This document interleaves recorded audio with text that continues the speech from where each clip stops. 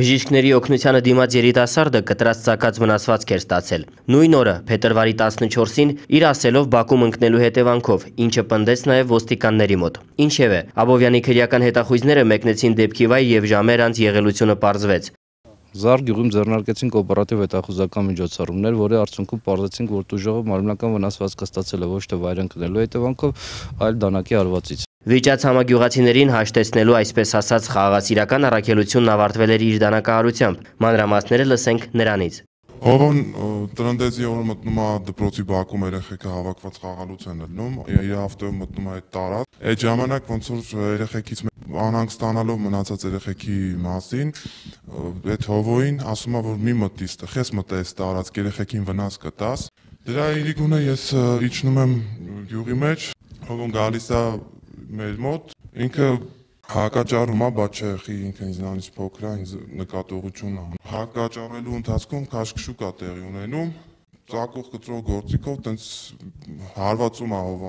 հովոն ինձ։ Հովհաննես Սաֆարյանը դեպքից հետո հեռացել էր տնից, բայց ընտանիքի անդամների հետ տարված աշխատանքները արդյունավետ էին։ Հաջորդ օրը նա ինքնակամ ներկայացավ ոստիկանության Կոտայքի բաժին ու խոստովանեց։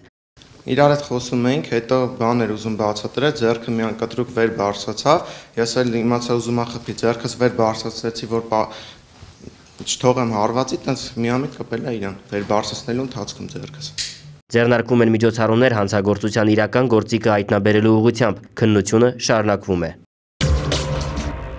Որպես անհայտ կորած որոնվում է Երևան քաղաքի բնակիչ 1937 թվականին ծնված Սերյոժա Արամի Ավանեսյանը, որը փետրվարի 4-ին ժամը 12-ի սահմաններում դուրս է եկել տնից Կապան քաղաք գնալու նպատակով ու անհայտ կորել։ Սերյոժա Ավանեսյանը ունի հիշողության խանգարումներ, ովքեր որևէ տեղեկություն ունեն Սերյոժա Ավանեսյանի գտնվելու վայրի վերաբերյալ, խնդրում ենք դիմել ոստիկանության Կապանի կամ մոտակա բաժին կամ զանգահարել 590702 0285 23949 102 հեռախոսահամարներով։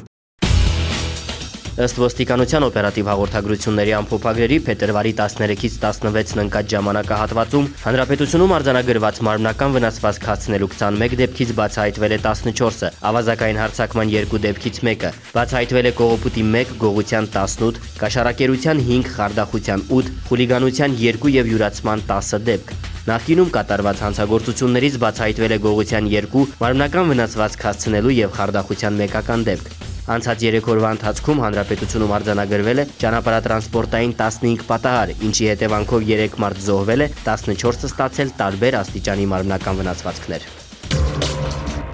Ճանապարհային ոստիկանությունը շարունակում է ուժեղացված ծառայությունը Երևան մտնող ճանապարհահատվածներում եւ մայրաքաղաքում։ Փետրվարի 9-ից 15-ը Երևան քաղաքում իրականացված ծառայության ընթացքում ճանապարհային ոստիկանության ճանապարհապարեկային ծառայության առաջին սպայական գումարտակի ծառայողների կողմից ճանապարհային ոստիկանության հատուկ պահպանվող տարածք է տեղափոխվել 104 տրանսպորտային միջոց, որից մեկի վրա առանց համապատասխան թույլատվության տեղադրված է եղել գերհզոր հատուկ ձայնային ազդանշաններ արձակելու սարքավորում։ Մեկ տրանսպորտային միջոցի խլացուցիչը առանց համապատասխան թույլտվության վերասարքավորված է եղել բարձր ձայնով երթևեկելու համար։ 56-ի վարորդները մեքենան վարել են ոչ սթափ վիճակում, իսկ 46 վարորդի նկատմամբ վարչական իրավախախտման վերաբերյալ արձանագրություն է կազմվել համապատասխան փաստաթղթեր չունենալու եւ այլ խախտումների համար։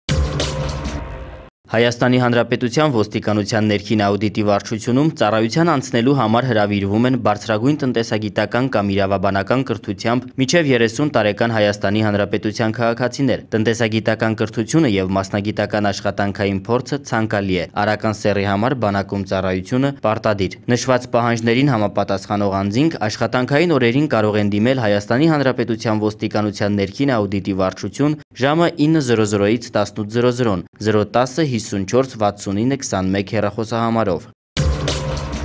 Փետրվարի 17-ին Երևանի ժամանակով ժամը 10-ից 12-ը արտերկրի մեր հայրենակիցները Skype-ի միջոցով կարող են հարցեր ուղղել ոստիկանության ներկայացուցչին, մասնավորապես Հայաստանի Հանրապետության քաղաքացիություն ստանալու, քաղաքացիությունը դադարեցնելու, Հայաստանի Հանրապետության քաղաքացու անձնագիր եւ նույնականացման քարտ ստանալու, փոխանակելու, ըստ բնակության վայրի հաշվառվելու, կացության կարգավիճակ ստանալու, ինչպես նաեւ անձնագրային եւ վիզաների վարչության գործառույթներին առնչվող այլ հարցերի վերաբերյալ։ Հայաստանի Հանրապետության ոստիկանության Skype-ի հասցեն Armenian Police։ Հարցեր կարելի ուղղել նաև press@police.am, քարտուղարություն @police.am էլեկտրոնային հասցեներին։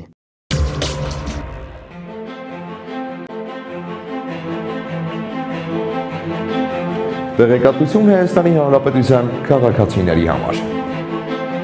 Ինչ կարգով է անձնագիր տրվում 16 տարին չլրացած անձանց։ 16 տարին չլրացած Հայաստանի Հանրապետության քաղաքացի երեխաները կարող են ստանալ հին նմուշի անձնագիր կամ կենսաչափական տվյալներ պարունակող անձնագիր։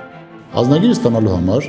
կարող է դիմել երեխայի ծնողներից մեկը կամ այլ օրինական ներկայացուցիչ։ Հին նմուշի անձնագիր ստանալու դեպքում անձնագրային ծառայությունում երեխայի ներկայությունը չի պահանջվում եւ անկախ այն հանգամանքից երեխան գտնվում է Հայաստանի Հանրապետությունում թե օտարերկրյա պետությունում ծնողից կամ այլ օրինական ներկայացուցչի դիմում ընդունելը չի կարող մերժվել։ Կենսաչափական տվյալներով անձնագիր ստանալու համար երեխայի ներկայությունը անձնագրային ծառայությունում պարտադիր է, քանի որ լուսանկարահանումը իրականացվում է հենց տեղում։ Հին նմուշի անձնագիրը տրվում է 5-րդ աշխատանքային օրը, իսկ կենսաչափական տվյալներ պարունակող անձնագիրը 15-րդ աշխատանքային օրը։